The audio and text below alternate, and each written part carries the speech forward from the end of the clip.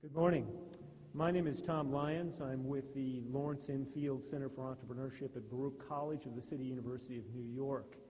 And it's my distinct privilege to be able to introduce our keynote speaker this morning. Baruch College has been sponsoring this particular series of plenary sessions for the past 8 years. And this morning, it's my pleasure to introduce Arthur C. Brooks. Dr. Brooks holds the Bantle Chair in Business and Government Policy, is Professor of Public Administration, and serves as Director of the Nonprofit Studies Program at Syracuse University's Maxwell School of Citizenship and Public Affairs. He is a consultant to the RAND Corporation in Santa Monica, California. He holds a PhD and a Master of Philosophy in Policy Analysis and an MA and a BA in Economics. He is currently a visiting scholar at the American Enterprise Institute in Washington, D.C., and he tells me that's going to be an ongoing gig. Over the past 8 years, Dr. Brooks has published approximately 100 articles and books on philanthropy, civil society, and social entrepreneurship. He speaks frequently in the U.S., Europe, and Asia, and is a regular contributor to the Wall Street Journal's editorial page and CBSNews.com. His latest book, entitled Who Really Cares? The Surprising Truth About Compassionate Conservatism, was published in December of 2006 by Basic Books. He is currently working on another book, his next book, which is The Happiness Gap, The Values That Make Some Americans So Much Happier Than Others, which is forthcoming from Basic Books also. And he also has a social entrepreneurship textbook that's coming out later this year from Prentice Hall. In addition to public policy and economics, Dr. Brooks has formally studied music, mathematics, and languages. Preceding his work in academia, he spent 12 years as a professional French hornist, holding positions with the Barcelona Symphony Orchestra and other ensembles. So it is my distinct pleasure to introduce Arthur C. Brooks.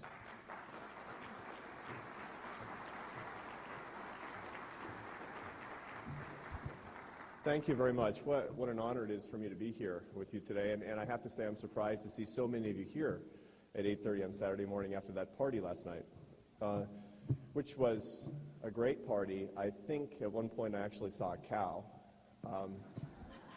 And I think it's probably a sign of things to come for USASBE that the incoming president organized his first party that included livestock.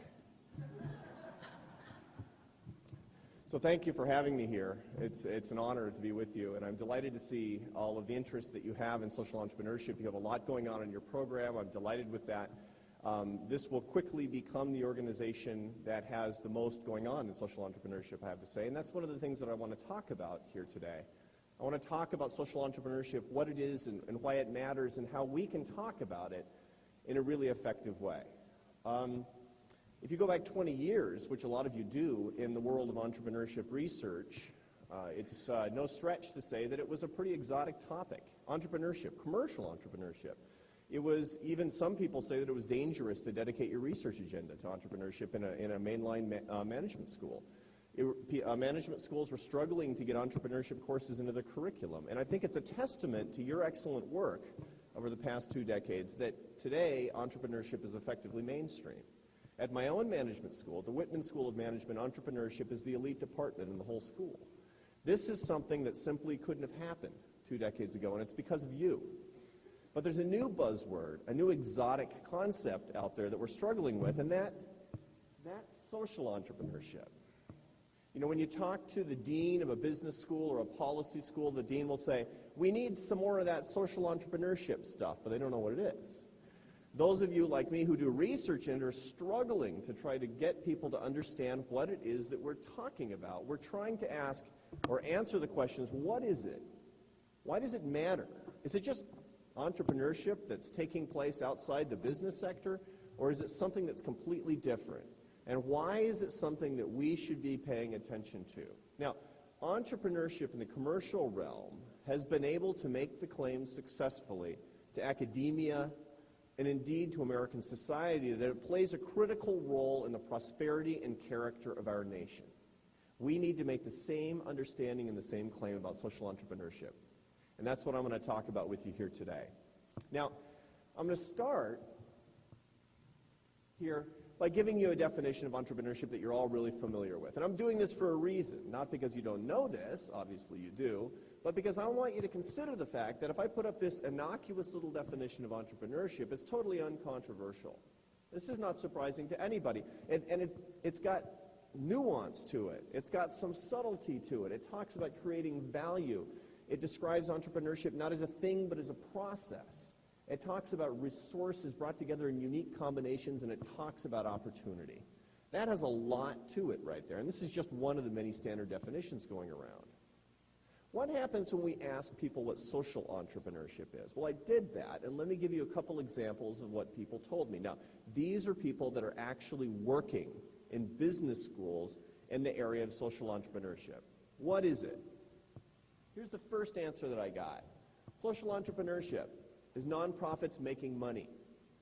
Imagine that. I mean, can you imagine something less subtle than that? And here's what they're talking about. They're talking about nonprofit organizations that start subsidiary organizations to try to raise cash flow to cross-subsidize their core operations. In other words, you have a welfare-to-work nonprofit program. You open up a thrift store. You make money from the thrift store, and you take the profits and you pump it back into your core operations. That's social entrepreneurship. And if you go back not too many years, some of the major business schools were actually talking about social entrepreneurship beginning and ending with this definition. Well, this is absurd.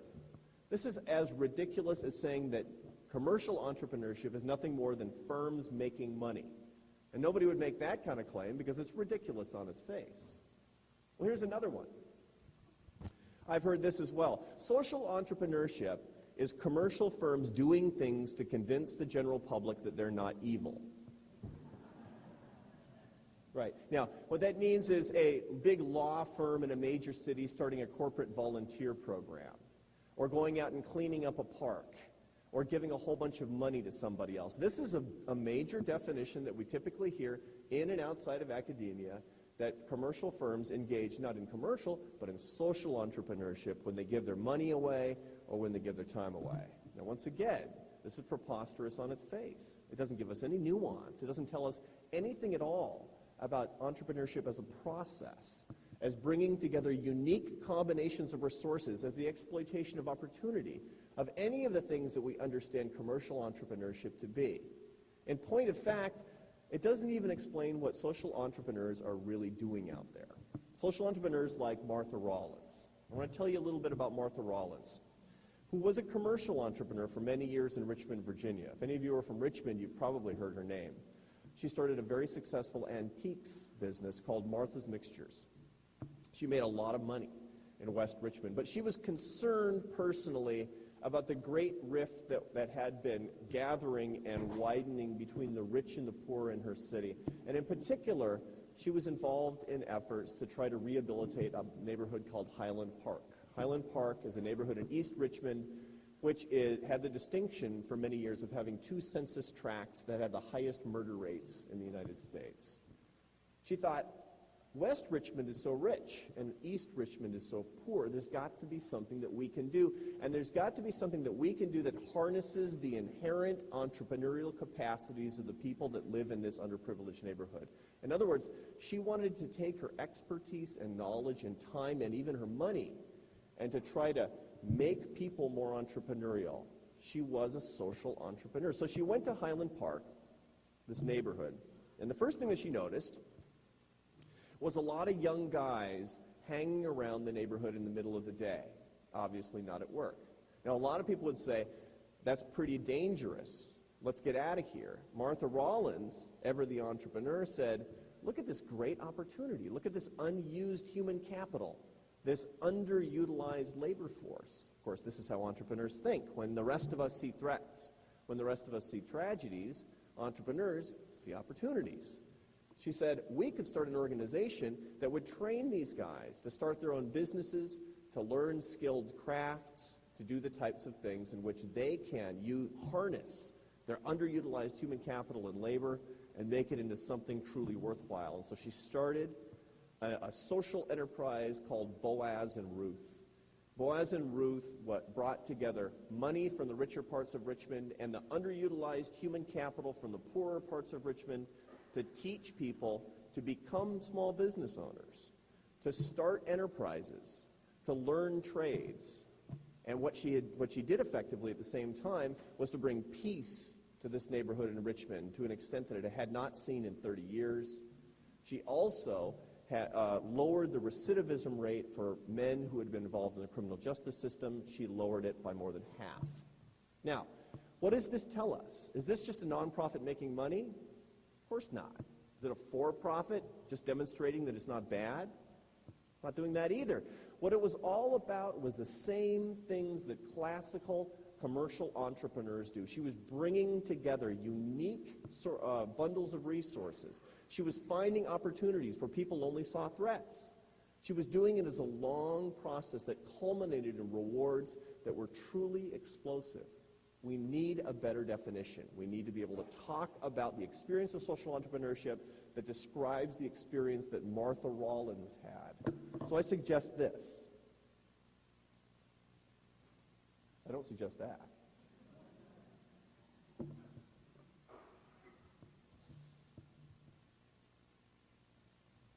I suggest that it's the same thing as commercial entrepreneurship, with one exception. I would say that social entrepreneurship is the process of creating value by bringing together a unique package of resources to exploit an opportunity in pursuit of high social returns. In other words, in my view, the only difference between social entrepreneurship and commercial entrepreneurship is the denomination of the returns.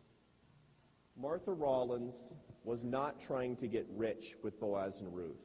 Martha Rollins was trying to change lives and save souls. That was her. In other words, the denomination of the explosive profit, the rewards that she was trying to accumulate, just were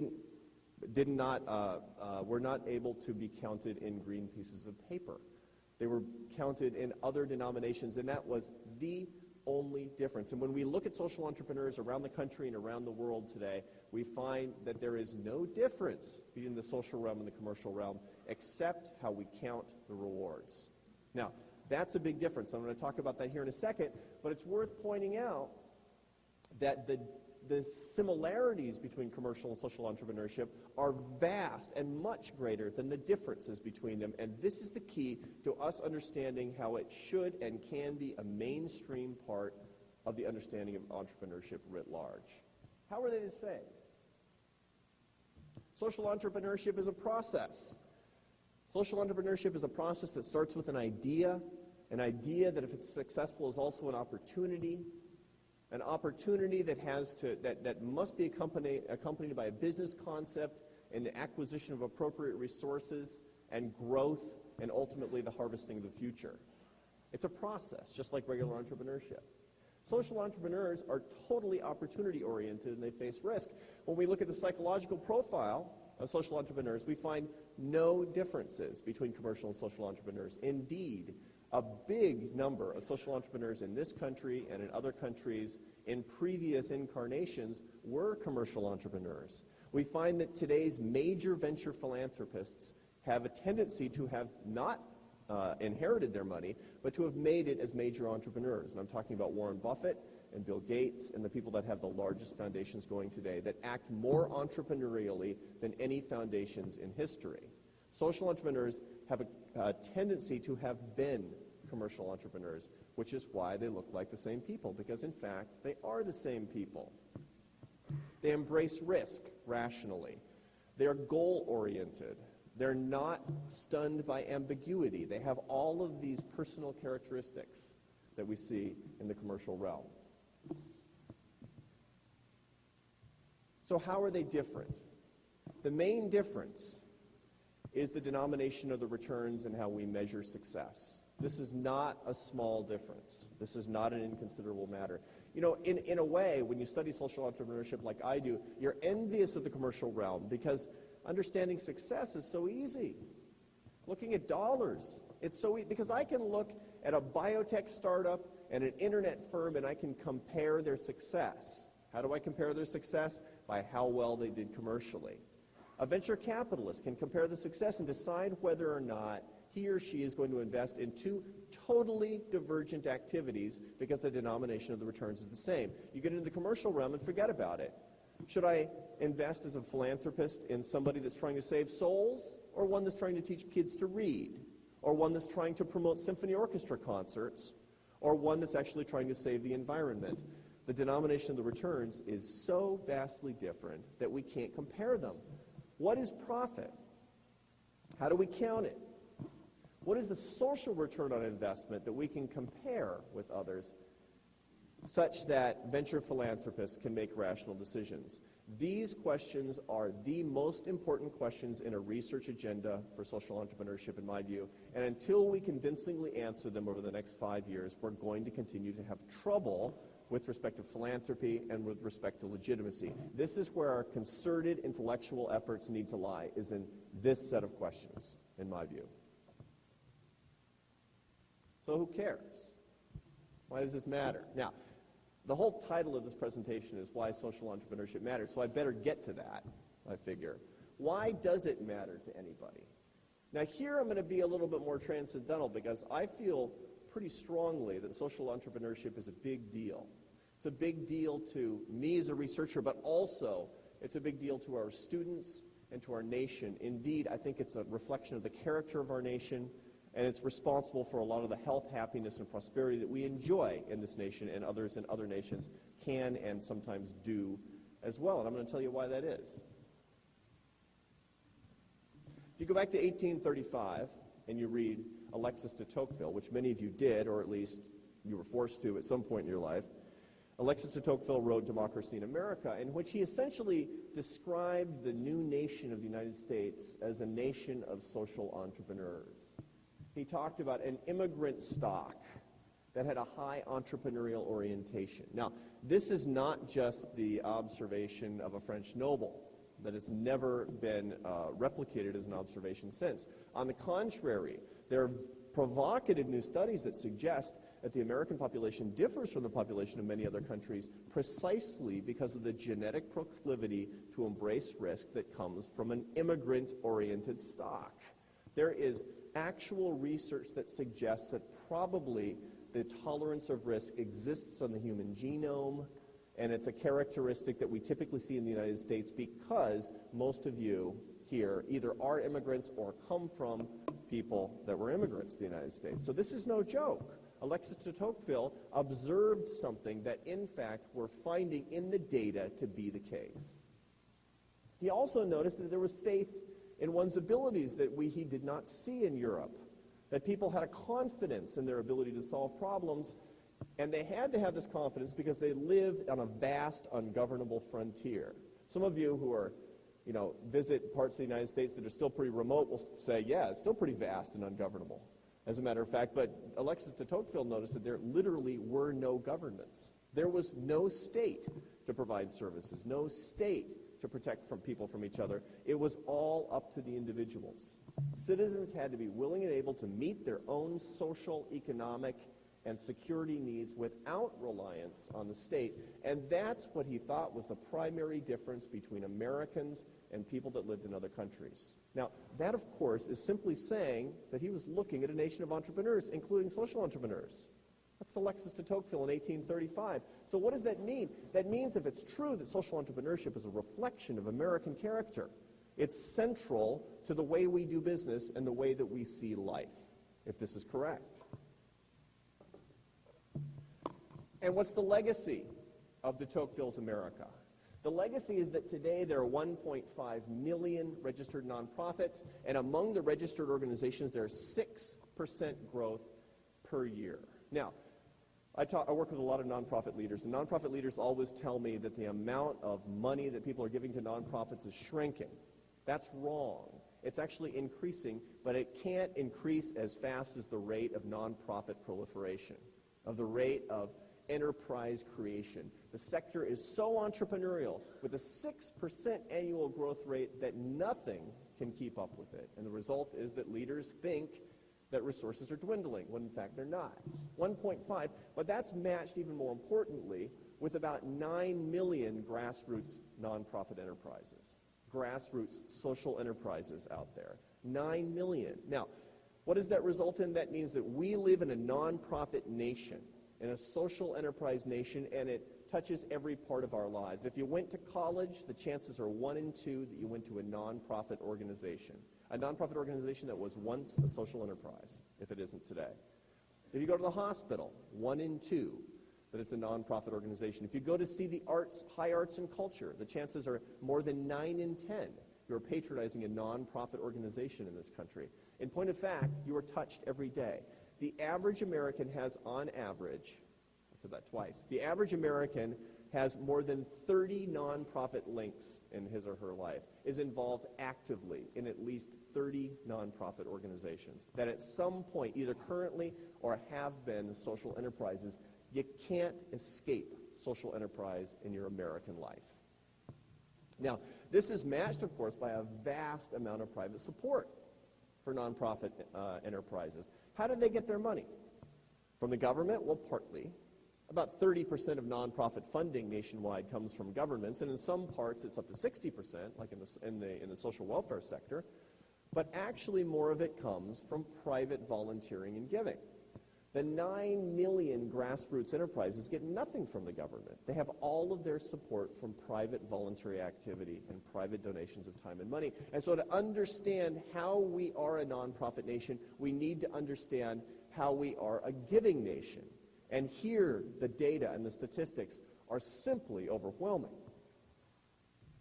In 2006, last year, the last year for which we have good data, Americans privately gave $295 billion to nonprofit organizations, 75% of which came from private individuals, not bequests, not foundations, and not corporations. People like you and me writing checks to our favorite charities.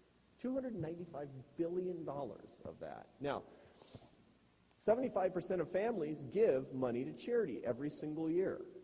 25% don't, but 75% is an unprecedentedly high level of charitable giving, of support for the social sector internationally. 50% give their time every single year, and when you include the grassroots organizations, the informal voluntary sector, it gets up to more like 80% of American families are volunteering their time as well. No other country comes close to matching this level of support for the social sector.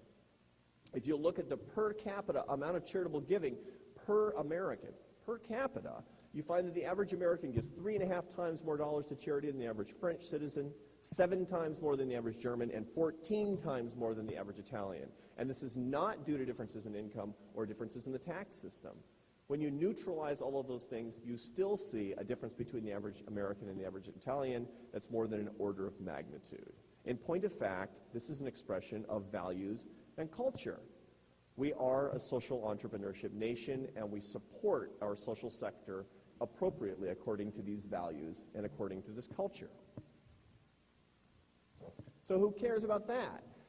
There's a growing body of research that says not just the existence of the social enterprise sector, but the support of the social enterprise sector is crucial to our prosperity, to our health, and to our happiness. There is research that tells us that giving at the individual level exists endogenously with personal prosperity. In other words, when people get richer, they give more, but when they give more, they also get richer. It's a virtuous cycle.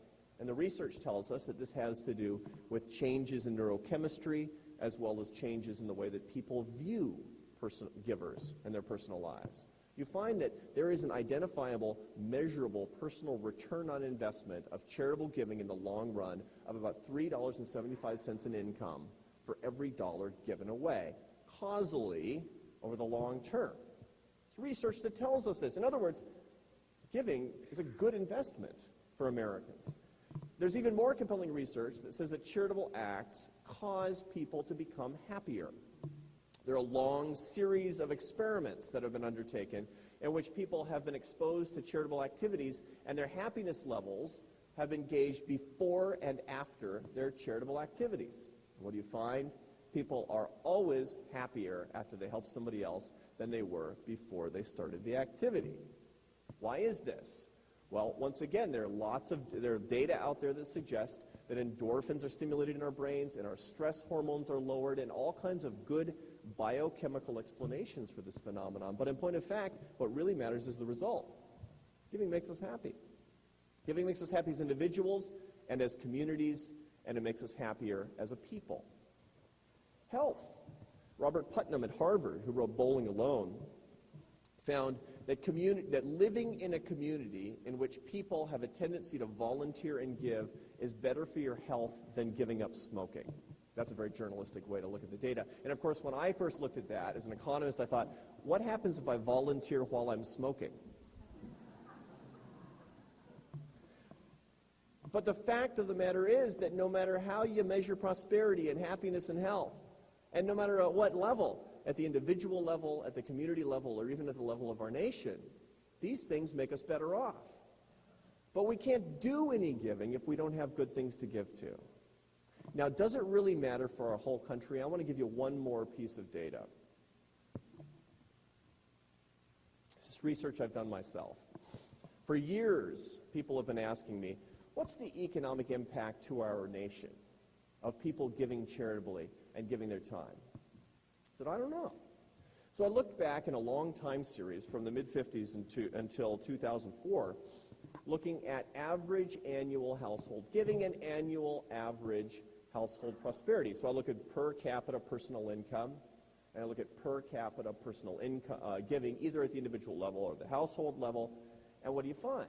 You find that both have grown a lot in real terms. If you go back from 1955 to 2004, you find that the average family increased its income in real inflation-adjusted terms by 150%. It's a wonderful story of prosperity in America. That's great news. But if you look at the average amount that the family gave away in charity over the same period, the number grew by 190% in inflation-adjusted terms. So what that tells us is that we're a rich country, we're getting richer, but we're disproportionately giving more and more of that money away. This is a great story of prosperity and virtue, and it's something that I think Americans can be proud of. But the interesting research question is, which is pushing and which is pulling? Because, in fact, of course we could expect greater charitable giving as people get richer, but is it true, as some have suggested, all the way back to John D. Rockefeller and as recently as Bill Gates, that one of the reasons that we're rich is because we give? Now, the way to test this, of course, is to look in the time series, to look at how past values of one push future values of the other. And when you do that, you find that they do exist in a virtuous cycle. That as our country gets richer, we give more away, but as we give more away, we also get richer. In point of fact, what we find that if we were this year to increase our national charitable giving by 1% at the personal level, check writing level, that would be about $2 billion extra for the nonprofit sector. We could expect about a $39 billion injection into our GDP as a result, as a causal result. Now, $39 billion is not very much in a GDP. In the United States, that's about $12 trillion. But it's a great multiplier. It's a great return on investment. And what it suggests to us is that charitable giving in America and volunteering are not just a good personal investment, they're a patriotic act. They're part of the expression of our national character. But once again, we can't do it unless we have something to give to. Now, the data I told you about a minute ago, where I said Americans give more than people from other countries, you can take that as evidence that we're nicer, but I wouldn't take it that way. One of the biggest reason, in my view, that Americans give so much more than people in other countries is because we have so much more to give to. It's not just supply, it's demand that really makes the difference when we're talking about philanthropy. And this gets us back to the heroic role of social entrepreneurs in our national character and our national prosperity. Who provides us with the things that actually sing to us, the things that make us want to write a check, the things that make us want to volunteer our time, and that ultimately make us healthy, happy, and rich? Those are the social entrepreneurs. Those are the nonprofits in your communities that at some point in time were started by social entrepreneurs. And this simply is why social entrepreneurship matters. Social entrepreneurs stimulate the system that lies behind our prosperity. They express our identity and they keep us prosperous. Now, what is it that people have said is such a great thing about commercial entrepreneurship? If you listen to everybody from President Bush all the way back to presidents over the past 3 or 4 decades, what do they say about entrepreneurs? They express our national character and they make us rich. In other words, the reason that all of the jobs are still being created in spite of the fact that Fortune 500 firms are not in expansion mode in the United States is because of small businesses. We all know that. You all know that here. You're the experts in that. You're creating the data in that ultimately makes its way up to policymakers. The engine of growth in this country, and indeed increasingly around the world, comes from entrepreneurs. This is the dynamism and energy that expresses our character as a rich, happy country indeed. But what I'm telling you here is it's not limited to the commercial sector. We always hear about commercial entrepreneurs as doing heroic work because they give us jobs, and they give us money, and they give us hope. That's exactly what social entrepreneurs are doing as well. It's just that the mechanism is a little bit different. They give us something that we can serve. Because in point of fact, this country and every other country is constituted by two groups of people in need. People with a need for services that social entrepreneurs like Martha Rollins from Richmond, Virginia, are seeking to serve, and all the rest of us who have a need to give to Martha Rollins and her organizations. When social entrepreneurs come along and connect communities of need, they have a catalytic influence that, according to the data, not just to the theory, makes us healthy, happy, and rich. And they do the same things for our country and for our world that we've been talking about that commercial entrepreneurs do. They do the same thing. They have the same effect on our identity and our character, and they have the same effects on our prosperity. And so what I want to leave you with is this thought. Social entrepreneurship is a wonderful thing in our curricula. It's a wonderful thing for us to be able to talk about with the deans of our business schools and the presidents of our universities. It's something that ought to be actually to make its way into the State of the Union address. But more than anything else, social entrepreneurship, in the way we talk about it, is a national priority. Continued prosperity requires a strong climate of commercial entrepreneurship, but a vital climate of social entrepreneurship as well. And that is why, in my view, social entrepreneurship matters. Thank you.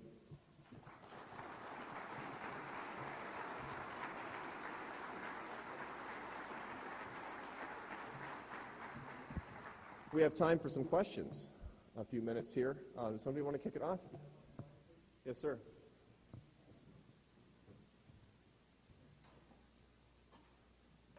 Hi, thank you. I'd like to have you sort of help me think through this. I think I'm operating under some misinformation, some stereotypes. So the idea that Americans give more and, say, Germans and Italians and French don't, what's the relationship between that and the role of government? In other words, they pay a lot more taxes, there's a lot more social services. Are we just sort of making up for what the government we've chosen? Mm-hmm. Good question.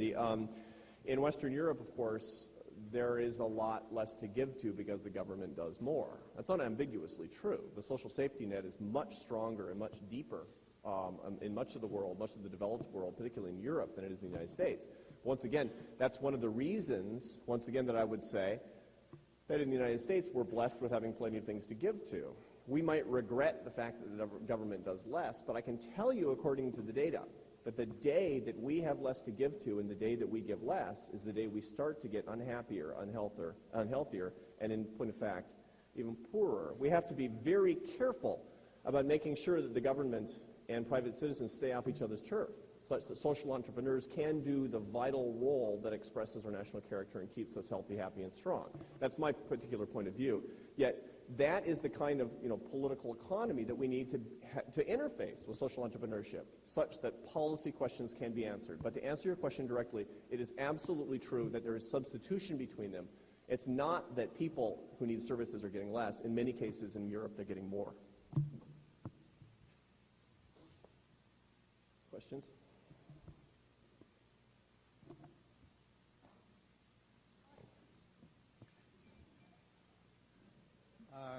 Question, as you kind of reviewed all of this information, a question I had for myself, as you look at the demographics of those that are really giving, what kind of profile do you have as it relates to age, gender, maybe spirituality, because you talked about health, and spirituality has maybe something to do with health.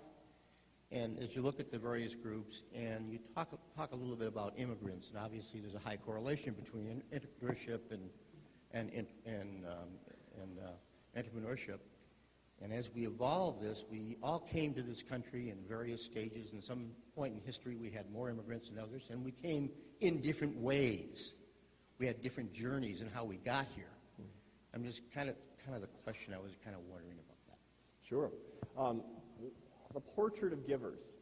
That's actually what my last book was about. Because I wanted to know what the difference between givers and non-givers was and whether it followed particular stereotypes. But you put your finger on the biggest one right there. It's controversial, but it's true. If I can ask somebody one question that will predict better than anything else whether they give and volunteer, it's going to be about their spiritual life. It's not going to be about any particular religion or any particular type of practice of any religion, it turns out, but people who believe that they have a more developed spiritual life tend to give and volunteer far more than people who don't. And this gets back simply to what de Tocqueville observed in 1835 once again. He said that a faith in oneself is predicated on a faith in a higher power, and this is one of the reasons that Americans served each other and had such confidence that he saw. And it filters through to the day-to-day. So, for example, people who attend a house of worship regularly are 26 percentage points more likely to give money to charity. They're 25 percentage points more likely to volunteer. They're 10 percentage points more likely to give to totally secular causes, and 21 percentage points more likely to volunteer for completely non-religious activities, is what we find. More likely to give, they're about twice as likely to give blood, for example. They're more than twice as likely to give to homeless people on the street, and the list goes on and on and on. So that is one of the big demographic characteristics. Now, that is not to say that people who are not spiritual don't give. There are many, many millions of agnostics and atheists in this country who give, and give hugely. And so we can't discount that particular fact. This is just averages in the data that I'm talking about. Other things matter as well. Age matters. What we find is that as Americans age, they give more. They have more resources to give away. But one of the things that we find is that giving is so good for you that it's a pro-social behavior that people learn about and practice as they get older in the same way that they practice other pro-social behaviors that are good for them. They're less likely to get drunk. They're less likely to commit crimes. And they're more likely to give to charity in the same way because it's good for them and good for other people around them. People mature into practices of giving and volunteering. Men and women don't give at different rates. People of different races don't give at different rates. People of different religions don't give at different rates. So those particular demographic characteristics don't matter. All told, every group can make more progress in supporting social entrepreneurs for their own good and indeed for the good of our country. Hi. I wish you could comment a little bit more on measurement. I work with a global advocacy organization, and one of our real challenges is to communicate our value proposition when what we're delivering is long-term change. What are some of the best practices for talking about the value that's provided when it's not direct relief? That's a wonderful question. I just finished a textbook on social entrepreneurship, and I dedicated a whole section of the book to measurement, and it kept me up nights. It was impossible because I knew it was a problem, and I had been dealing with the problem in my own research for a long time, but trying to survey the landscape of appropriate metrics for nonprofit and social entrepreneurial effectiveness was so difficult because the research itself that has been done has been so substandard that it was almost impossible to do so in a convincing way. The bottom line is this. Most nonprofits do is they're stuck measuring nothing more than inputs, activities, and the outputs of what they do. So I go to a kids' welfare advocacy organization and say, well, how much good did you do? You say, well, we served 6,000 kids last year. That's like going to United Airlines and say, how good are you doing? You say, well, we have X number of pilots. Say, that's not good enough. I don't know whether I'm going to buy your stock based on how many people work for you or how many flights you have per day. I want that other number. You know the number I'm talking about. Okay, so nonprofits are stuck doing that. Now, a number of researchers have tried to actually get at this notion of social return on investment, yet that still is not very satisfying. What we need to explore are the concepts of effectiveness. What are we doing that are effective? And that breaks up into several different dimensions. Are our constituents satisfied? Are our goals met? Are our resource needs met? And most of all, are we able to adapt to change? And if we can make the case in our particular slice of the social entrepreneurship world, then we can compare ourselves to other like kind of organizations. I'm almost at the point where I will assert that we simply can't compare the social value created by completely divergent parts of the social entrepreneurship sector because the denominations are so dramatically different. Yeah. One more question. Yes, sir. We go. So you mentioned that for hospitals and universities, 1 out of every 2 is a nonprofit. And you also mentioned a multiplier of $1 and then $3.75 out. I was just wondering what the research says between nonprofits and for-profits. So if somebody invested $1 in a hospital, you talked a lot in your talk about nonprofits, and I was wondering what the research says for for-profits as well. Yeah, I love that question because basically it suggests, okay, if you have $1 to invest, should you give it to your local nonprofit hospital or invest it in your local for-profit hospital?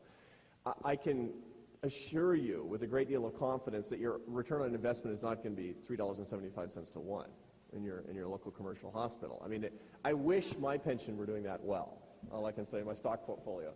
On the other hand, it's not a fair comparison because when we're talking about if you give $100 today, I can't assure you that you'll wake up with under your pillow an envelope with $375. I can't do that because that's not the way it works.